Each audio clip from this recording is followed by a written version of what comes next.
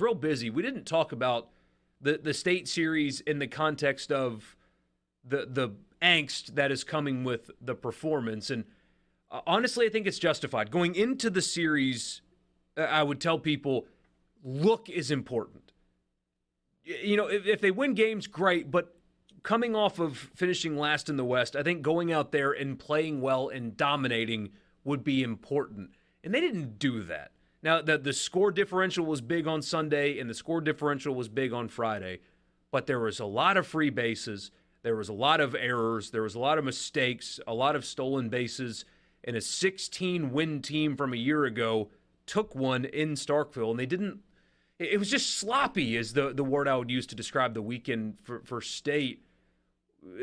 What do you think about like the way they looked and the way they played and all that? Your true reaction to the series? So one of the things I said on the podcast a number of times was I was going to overreact to whatever happened because I felt like last year, they lose 2 out of 3 to Long Beach State. And I remember leaving, we left that series and we're like, well, Long Beach might end up being a pretty good team. And they weren't. They were terrible. And then the next week they lost 1 to Northern Kentucky. And we played the game of, they'll figure it out. And in reality, teams that are good don't lose 3 games in the first 2 weekends. They don't. So that's a really bad loss that Mississippi State took on Saturday. That's a team that will likely be in the 250 RPI kind of range. That's the kind of loss that if I thought State was a team that's going to host, which I don't, that could cost them. That one loss could be the difference between hosting and not hosting. It could be the difference in the end between making the tournament and not making the tournament. That's just how bad a loss that was.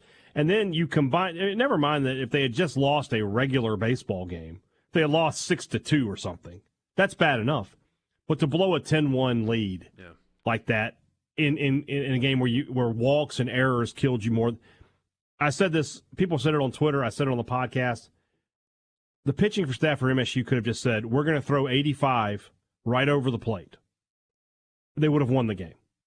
They could have just fed them strikes the entire game. And Virginia VMI, Virginia Military Academy, is not, I had to think about it for a second, is not going to hit the ball enough to overcome a 10-1 lead. They're just not. So it was really, really poor. I was glad to see the way they bounced back on Sunday. They got the win. We knew this team was going to hit the ball well. They did all weekend. We knew pitching was going to be an issue, defense being an issue, especially, Lane Forsythe is a guy. What's the first thing people talk about with Lane Forsythe? Well, he's in the lineup because of his glove. Yeah. Then he has 2 errors in 2 games.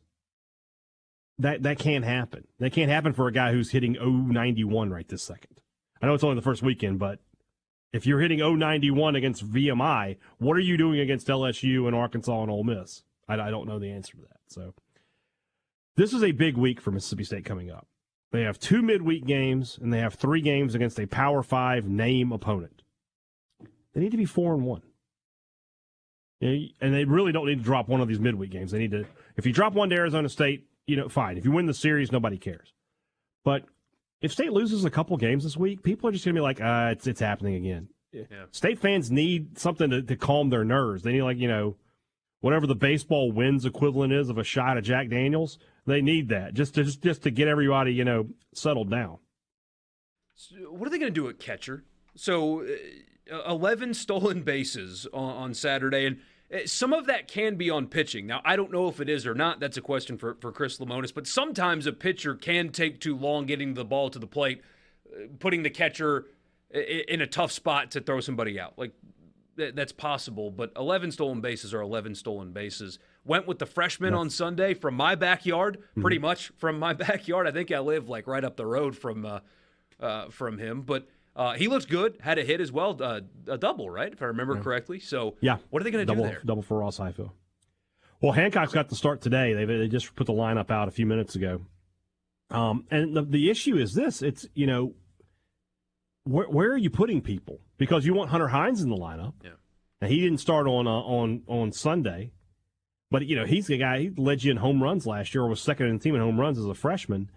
He's going to be in the lineup. Hancock had a great week at the plate. He's hitting over 500. You can't really move Bryce Chance out of the lineup, the SEC co-freshman of the week. He had a massive week at the plate. So it's one of those things where it's a good problem because you've got talented players, but at the same time, the number you just said, that is a little league number. That is Johnny can't throw it behind more than 2 feet kind of number. And to get through the preseason and the offseason and not realize that was an issue is really weird. Like they had to know it was a problem. So not sure what State's going to do there. They got to figure it out though. They've got 4 guys for 3 spots. Ooh, interesting stuff. 6-year